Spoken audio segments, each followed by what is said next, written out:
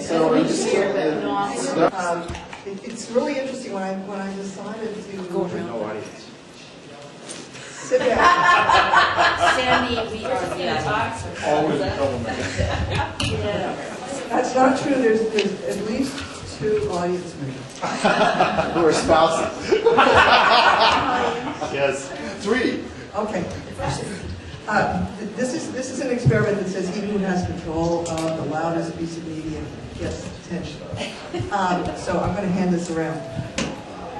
But I want to do, because I wanted to talk to all you guys, that's why I did this. My original plan was that I was going to come around and individually videotape you all, and I never got that done, so now we get to do it today. So yeah, they're all spouses, but not quite. Everybody, I think everybody knows I'm Liza Loop. I convened this meeting, and I convened this meeting so I could get all of you to talk to each other, and I could videotape you. And if anybody was interested, they could come and listen to it. So I don't know whether this is an indication that we're all old fossils. You know what, Liza, I have an anecdote about that.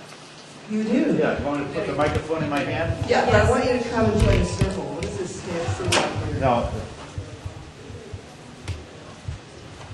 This is about the sense of history that people rightfully have.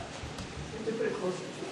I gave a talk at Q 2001, and the topic was very imaginatively designed to attract lots of people. The talk was entitled Internet Resources for Mathematics Students and Teachers. And that topic attracted 300 people. And a filled room, people turned away. And I asked them in 2001, how many of you have heard of me? And it was nada. It was fairly fascinating, but they were there for the topic, not for the sense of history or anything, and they got what they needed and went back with it. So I thought, you know, history is just a bunch of old people sitting in a room by themselves. As long as I've got this microphone in front of me. You're going to make some more history? Sarah, thank you for republishing the article I wrote in 1980 describing the history of Q for 1980. It was such a mature organization that I thought it was time to tell people about it. But there's one photograph. You didn't publish the photographs, so you couldn't possibly have recaptured them, but there's one photograph taken in the Soft Swap Center in San Mateo County office. And there's a teacher there, a guy that a lot of us knew very well. And the caption gives his name as Jim Edwards. In fact, he was somebody else. He didn't feel that any individual should be featured, but the organization should be featured. So that was pretty amazing when I saw that.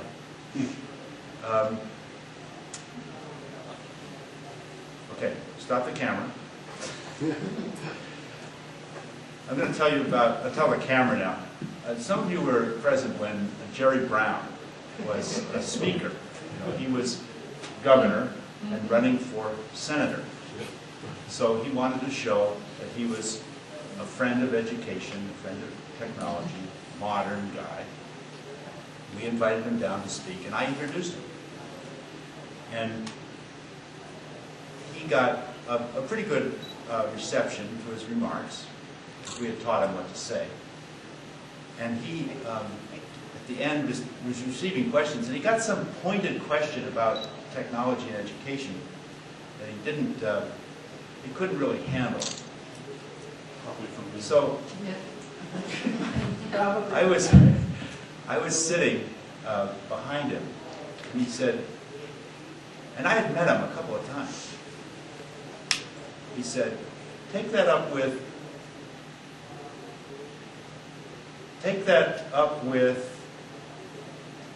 your leadership.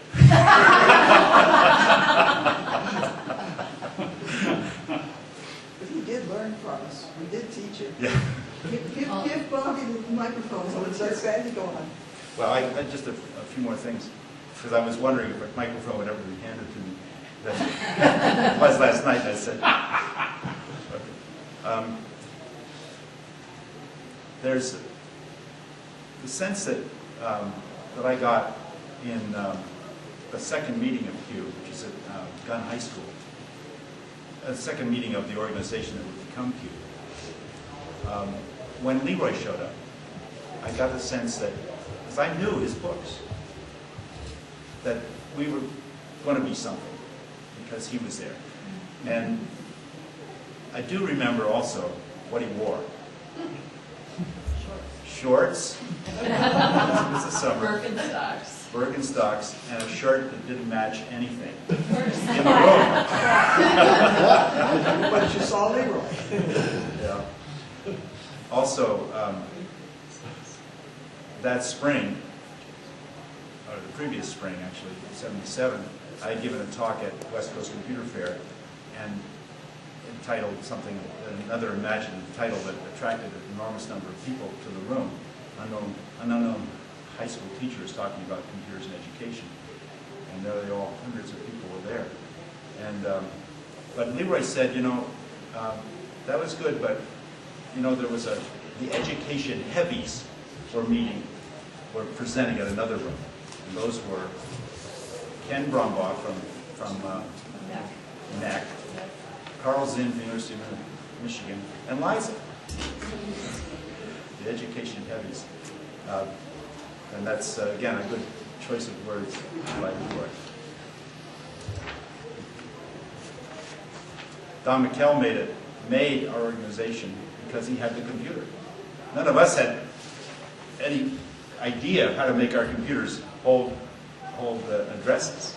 And I'm going to go ahead and hand something to Don McKell because Sarah, who's doing a session later on, asked us to look for artifacts. So I went and found a folder and found in the folder things I didn't know I had. So I believe that's your signature, is that right? That it is. Good. And what are you holding? These are the initial articles of incorporation. Yeah. Q Inc. Yep. Don really pushed us to do that. We were just a bunch of people getting along. We were doing that. Well, it was selfish. 1981. When you became Q Inc. Well, when you have a lot of money and Right. you don't protect yourself, then some of your personal money might end up in someone else's pocket unless you incorporate. So it was just a good business decision. Yeah. Nice going. What did we think Yeah. about that? So Leroy incorporating was the first step, and the second one was when we had a teacher fall at the San Diego conference and break her leg and discovered we didn't have board insurance, and we were all personally liable if she chose to sue the organization in spite of being incorporated. It took us another year to get board insurance, but I went out and bought private liability insurance. I still have that policy. If I just turn this way. Well, I've got to go. There you go. There you go. I'm learning. Like we said, Bobby, if you just hadn't told the kids they couldn't play video games, you would have been much better at that joystick. Video games really are very important, Bobby. They're a good learning tool for things that you should know later in life. First the chair, next an F-18. I said to Liza, let me have my say first before everybody gets me all confused afterwards. But I was thinking, one of the questions Liza asked was, why? Why did Q happen? What started it? And I got a picture in my mind that I think explains that. It's as if long about 1976, when we were all excited about history and 200 years old country and all the wonderful things, the only computers were great huge rooms stuck in some university on the East Coast or up in Minnesota or someplace like that, and they weren't really of interest or of use, except for the, well, but it's someplace in from 76 to 78. It's as if each one of us had been handed a blank canvas and said to put something on it.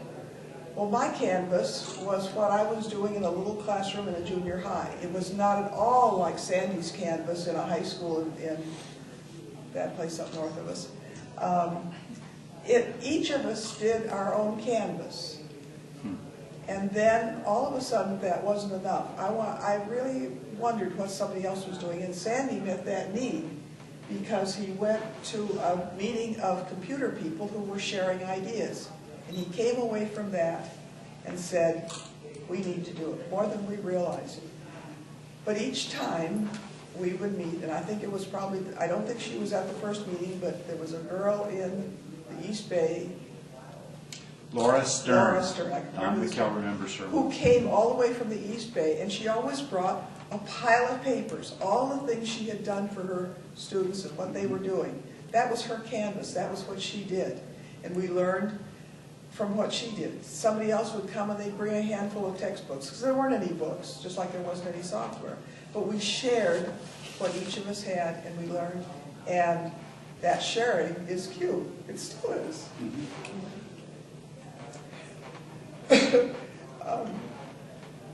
That was the main thing. But, let me tell you this. It was as we began to share and began to realize that I could do something in the junior high and somebody else could do something somewhere else, that another group of people emerged. Sue knows this group better than I do, but there was a person in Palo Alto that started something called the Learning Company that had the ridiculous idea that little preschoolers could do something productive.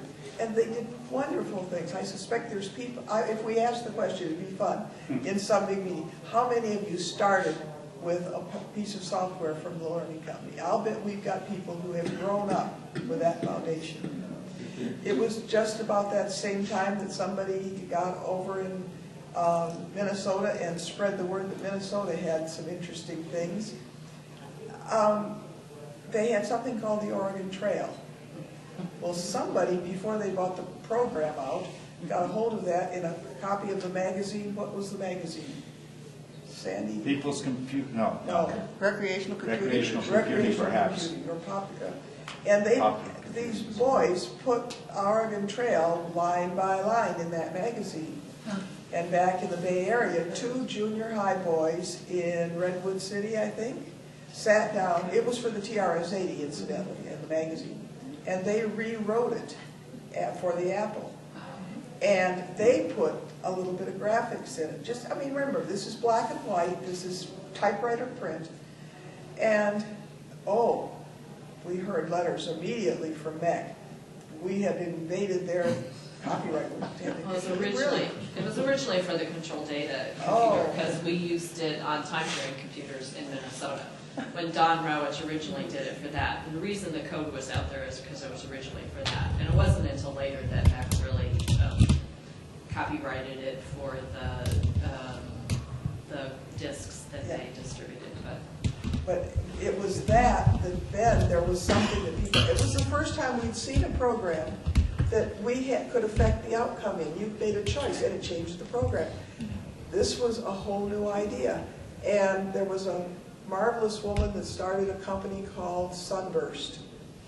And Sunburst did some things that we'd never seen before. I remember we went to a conference, and I can't tell you where it was. I have a feeling it wasn't in California. But Marge Cassell brought the factory.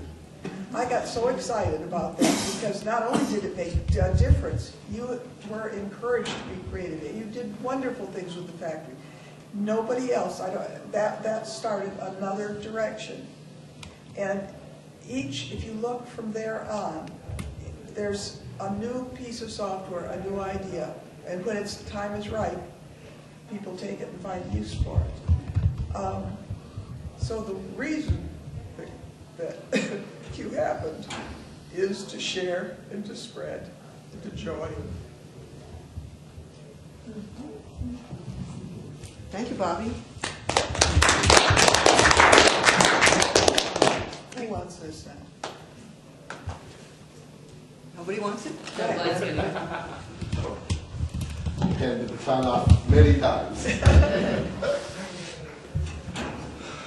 So I remember sitting in Martinez at the Q conference in Martinez. The first. On the floor, because the couple from Berkeley, whose name I can't remember right now, what I found out about them, because we went to visit them, and they were toy collectors, and they had 2 apartments side by side. And Al and Linda Nielsen. One of the apartments was entirely filled with mechanical toys, wind-ups and all kinds of other stuff. It became real obvious why they were into computers. They also had a collection of the old Honda. You remember that first Honda car that was imported in the United States? It was about this long and this wide, little coupes. They had 5 of those. That's the other reason they had the apartment building was the parking stalls for all these Honda coupes. They were sure were going to be worth a fortune. But I ended up sitting on the floor. They had a Commodore PET up there, because that was the only way you could see what they were doing on the thing. And they loaned me one that I took back to my school. And we ran a fundraiser in the school and did the 3-for-1, because I bought one, because the school only raised enough money for 2. And I went to pick it up shortly after Dan was born, actually. And got to the school, and of course the box didn't fit in my car. So, but somehow I managed to get it home, and then started going to the Q meetings. At that point, there was one before, but I remember they were in the penthouse of Brian Sakai's apartment, the Tanforan Apartments up on Arastradero, which is a long drive from Berkeley. But all these interesting people were there. And I remember going home and telling Jane, there's this guy named Leroy. You know, he's strange. He's sort of like a grizzly bear, but I think he's really a teddy bear. And he's really mean and nasty just to protect himself from everybody. And then the other thing I remember was some plane flight back from Southern California with you and Sandy, where Sandy leaned over me and said, so how would you like to be the next president of Q? And it was like, you got to be kidding. And yeah. We had gone down to smooth over the relations with the Southern people. Yes. So What have you done for us lately? Affiliate politics even then. Well, Even.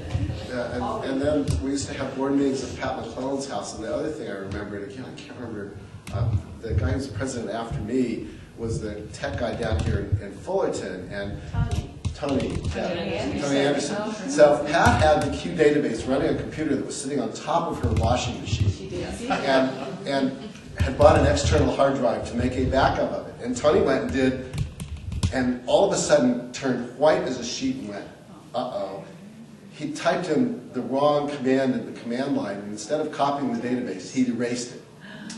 And that was the Q database at the time. And the fortunate thing was, Pat had backed it up on floppy drives the day before, and it took about 4 hours of feeding floppies in to rebuild the database and then make the copy. But that was probably the nadir of my time as board president. We just blown up the Q database. That was kind of an exciting moment. Thank you, Tony. God, command line interfaces, weren't they wonderful? Yeah. The other one I remember was Don storming out of a board meeting at Hit House saying, I joined this organization talking about computers. All we're talking about is bylaws. Leroy wouldn't join the board because of that. And the hard part as president was taking all these teachers who loved using computers in the classroom and figuring out how we could turn it into an organization that could help the teachers using computers in the classroom. But to do that, we had to do a lot of really painful things, including figuring out how we dealt with affiliates. Were there going to be 15 Qs in California or 1? Yeah. And there was a lot of sturm and drang over that. And There was one before that, speaking of where the yes. board meetings were. We usually were up in the penthouse. But then, I'm only going to say a little bit, you can hear me. Yes. She wants... We'll get it on tape. That's right. That one is not attached to the tape. The one that's attached to the tape is on the camera. Oh, So it doesn't matter. okay. But you just remind me, then I'll get this back to you. We met at the penthouse. In fact, that's the first time I broke my leg. That was Chet's introduction, because he had to push me around and was my motor even then. But we dealt with, for hours, into the late hours, with not the stuff of computers, but the stuff of people. And There was always something coming up that involved the people. Well, then the real question came up. We began to get acquainted with the people in Oregon, and we had a relationship between an organization that put on conferences and didn't know we existed until we kind of got. But then the more we did, the more popular CUE became, and we realized when we looked at that database, it wasn't people in California, it was people in every part of the country. And the question came to us, are we a national organization or are we a state organization? How do we deal with this, Dee? And we had a meeting at our house, and we brought in people from, somebody was there, I don't think it was, well, somebody was there from Oregon, because the question of the national organization, that's what we were talking. But we had serious growing pains, and probably, I think, we were pretty well split too. People said, look, we've got people all over the country, we'll go ahead and do it, we can be a national organization. And that was scary. And I think there was another half of the group that said, we've got enough to do. California, it's growing. Then came up this question of affiliates. Well, how can we grow all over the state unless we can serve groups of people? So we had to make that decision of whether to be national or whether to be state. And thank goodness we made the decision we made. Because there was always plenty of room then for the national organization and the national conferences. Well, it wasn't clear at that time that ISTE was going to. Well, ICCE at the time, actually at the Well, time. it was started by AIDS. Dave Morrison and was There really was an really extension of AIDS. that At the organization. time, it was AEDS, which is the Association of Educational Data Systems, which was really an old line data systems group, and ICCE was just forming. I was the liaison between those two groups, and it really wasn't clear that ISTE and Dave Morrison and the other group would survive and grow to be at all big, and CUE was bigger. CUE was the largest group in the country of computing educators, and we had a tiny group in Minnesota, and there were lots of other little groups, but no other group was really very big. NECC was really just a group of college people getting together, and so there was nothing else going on that was as big as what CUE was, which is why there was the push to say it should be national, and why the rest of us from all around the country were looking to all of you to say, what should we really do and how should we decide to do that? And the big push to, say, how do you go not only around the rest of California, but to The real question between the south part and the north part. Right. Were we just a Bay Area group? We were a Bay Area, we didn't even have an affiliate up in the north. We were a Bay Area group, and people came from the whole northern half of the state. Yeah. So part of what I want to do with this whole history project is say what of history, what of what we remember, what of what happened is still relevant today. And what we're doing as we get together and reminisce is we're talking about the people organizations. We're not talking about computer technology. And for me, that was my whole thrust. And I know I didn't get involved at all in the CUE administration because I was interested specifically in the sort of educational theory. I didn't get involved with the classroom either because I was looking at something quite different and just trying to facilitate getting people to talk about the process of education, the other half. So part of what I want to get in the museum is what do we have to tell or to share with the people who are currently in the classroom, actually teaching? Are there any lessons that were the baby that got thrown out with the bathwater? Has the technology changed? Did some of the philosophy, did some of the wisdom that we gained get lost in the process? One of the biggest things I think that I heard this morning, though, that was very encouraging was to hear Scott talk as passionately as he did about the fact that it's important to think about what technology really can do and not to get pushed around by politicians who think that it should be done differently. And that if you've got a room of 3,000 educators who are thinking about things that way, that's a force to be reckoned with.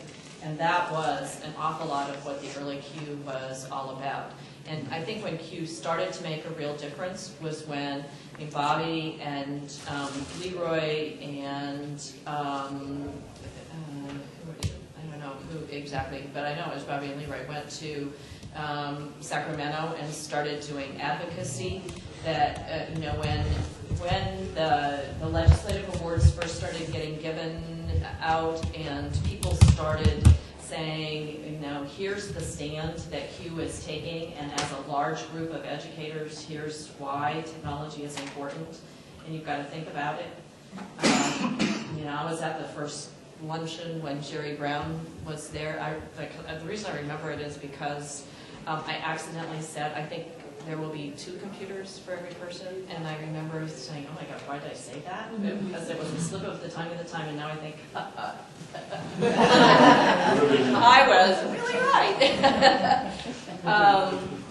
I think that's the advocacy positions taken because people were passionate, and the passionate people got pushed to take advocacy positions are one of the important parts of what Q early on recognized that they needed to stand for. John Crowder. Well, yeah, part of it, but I think it was the fact that people not only recognized that they needed to have people like Cradler, but that there were they pushed people who were passionate to go out and take positions. But you changed, Q actually affected the teaching credential in California. Right? That's major. You remember going up to the CTC and testifying and making these things happen, and all of you served on commissions. Yeah. And that is a lasting change. And this is important in education, K-12, whatever you're doing, your teacher, you have to know this. Well, the other thing that is an interesting historical choice. One of the issues that we had early on was Q a separate organization, or was our goal to get computers used as part of the other state organizations, so that the Science Teachers Association, the math teachers, that in one view of the world, Q should have gone away. And what's interesting is there's a lot of technology stuff that goes on at those conferences, but people still feel the need for Q. And I think a lot of it was said very well by at least 2 of the award recipients today, that a lot of this is about connecting with other people who have the same passion, the same concerns, and not feeling alone in doing what you're doing with technology. It's really hard. People still are being leaders in what you can do in the classroom with technology, and some of the challenges that we faced 30 years ago are still challenges. Yeah, they don't have one Commodore PET with a 9-inch screen in the classroom anymore, but figuring out how to use technology to improve how kids learn is a big problem that nobody's figured out. And so the organization is still very relevant in helping individual teachers address that. The reason that I think most of us, you just put perfectly into words why I think most of us got initially into organizing, when we all had certainly time demands that would have made not organizing and remaining isolated islands out there easy. But I'm wondering if the internet had existed in 1980, if there would be a Q now. And in fact, the fact that there is such easy dissemination of knowledge just by the motion of electrons through ether, I don't know whether Q really would need to exist now if it weren't for its advocacy component and its the role that it plays in politics and in bringing together the movers and shakers and the deciders. I noticed that in the awards that were given this morning, not a single person who received an award was listed as a teacher. Every single person who received any kind of award today had some more exalted title, some kind of coordinator or that sort of thing. I really don't know whether Q is still an organization that caters to teachers, which is neither good nor bad. It is simply how it has evolved. Well, I don't doubt that all the people who got awards teach, but that's not how they were advertised. Or Carolyn McGuire is a teacher of the year. Okay. There's the assortment of how many hundreds of people that are here, and a good share of them are teachers. The one thing Q offered from the beginning was that people connection. Other people can take care of the mechanical connections, the technology connections, but Q has always offered the human connection, and that's why we've done what we've done. None of us could have done it alone, and heavens knows none of us could have done it with sitting with a computer in a cloud someplace. So, yes.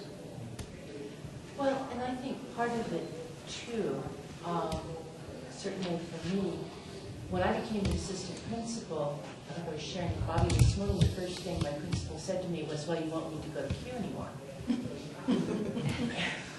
And so I helped found the administrator of SIG so that I could keep coming to Q.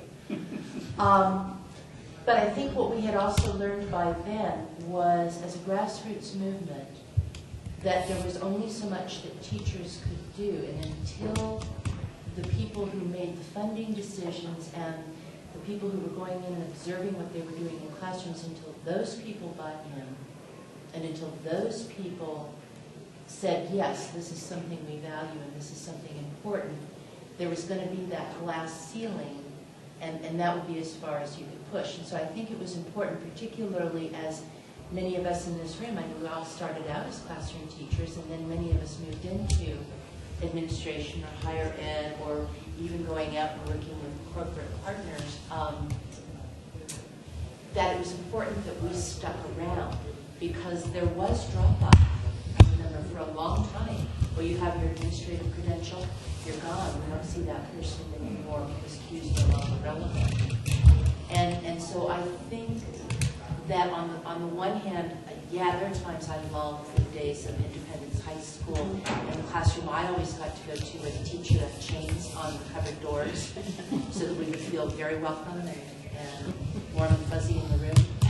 But by the same token, I think that we would not be as relevant as we are and can be now if we hadn't expanded to bring in some of those people who make those decisions. I want to speak some to what Glenn was saying about Q really putting itself out of business, because even though computers are in the name, it's never really been about computers. It's been about better teaching. And for a lot of us, it was a computer that really taught us to teach in a different kind of way. You know, the pedagogy had to change because this new tool was here. And I remembered being faced with a situation where I was teaching kids. In those days, it was, is it logo or basic, right? Because it's so, and the kids were programming it. I was taking classes in basic because, you know, I was in this role, and at a certain point in time, they came in with code that I had not yet learned. I mean, these were like 5th grade kids. They went home and just programmed for hours. I was going to my class once a week and trying to keep up with the homework that Flora Russ was assigning me. And I remembered saying to these kids, you know what? I don't know how to do what you just did. I haven't gotten there yet. But let's look at this program, because I think there's some disconnects here, and draw some lines. And for me, that was a breakthrough. I remember just sort of saying, what do I do? Do they tell these kids they know more than their teacher? And I think that the teachers using technology today really are in a place where they need to be learning with their students and becoming their students. The other piece that came up was the role of putting Q out of business. We had in 1997. I went through a lot of old pictures. Jennifer James, who's a cultural anthropologist, was our speaker, and I was talking to her about the organization, and her first words to me were, computer using educators? You mean there are educators that aren't? You know? So, but then what we come back to is there's always a need for that person who's going to be the leader, who's going to be the vocal person, who's going to be looking at what's emerging and be thinking about where that can go. The other piece I want to share is a story, as Bobby was talking about the Oregon Trail and how that was moving and being changed. Some of the new stuff happening now is with wikis, and there's a company with a couple of bright young lads who graduated from Stanford called PB Wiki, and our group's working with and using. Wiki should be as easy as making a peanut butter sandwich. And I commented on something and sent an email, and somehow it got to the attention of one of their leaders, and I got a call from him saying, I'd love to come meet with you. We really are interested in education. And I get so many calls of that nature that I don't have time for. But I Googled this young man, and what I came across was a little website he had, and what he had done was he had designed a T-shirt, and the T-shirt said, "You have died of dysentery." And it was because he was one of those kids that I had taught that had played Oregon Trail. And I just read that and I thought, okay, I'll give this young man a call. And we are now doing a lot of collaboration with them. So, they indeed grew up in that world. They're the digital natives, and they're taking us to the next place. So the change to Oregon Trail, in Minnesota. Oregon Trail's great too, but. Yeah, so we all have Oregon. Don Rawitch, and the change to Oregon Trail in Minnesota, when it was still on the timeshare computer, they made it the Orgy Trail, and it was still on the timeshare computer, and so they were in the labs. And I got a call as the coordinator for ties saying, "Do you know what they changed this code to by hacking?" This was in the 1970s, and I think back and go, "Well, okay, so it's great that the kids were changing it way back then." but Bonnie, to your point, I think actually it's the other way around. People got it. At least certainly in my experience with all of you, you guys all got involved with computers because you were looking for how you could teach better. And the computer was something you could see could help that. It wasn't that you got a computer and then it changed your teaching, right? And I think that's still true today. Some of the teachers that I run into, and certainly the examples of people here, even if they weren't classroom teachers, some of the things they were talking about were certainly how their view of pedagogy was being supported by what you do. Or changing pedagogy. The reason I think why we didn't end up being supplanted by the math teachers organization, the reading teachers organization, is because what happened with technology is that it changed the way you had to think about pedagogy, and nobody else in those organizations could really think about it that way. So the math teachers were thinking about how to think about math differently, but not the sort of different. If you look at Cuisinart. Cuisinart rods, is that what you're trying to say? This dates me, because I remember going to the math conference, it was a big deal. Cuisinart. It was Cuisinart rods. Right? Yeah. But that was about trying to, getting kids more engaged. It was, but that was within math. Right. And Right. the difference is that the technology sort of cuts across all the subject areas. So the difference is that the sort of social networking or the generalist organization. yeah, and that the kinds of things that we start to think about are things that it's like Jerome thinking about the Thanks, Liza.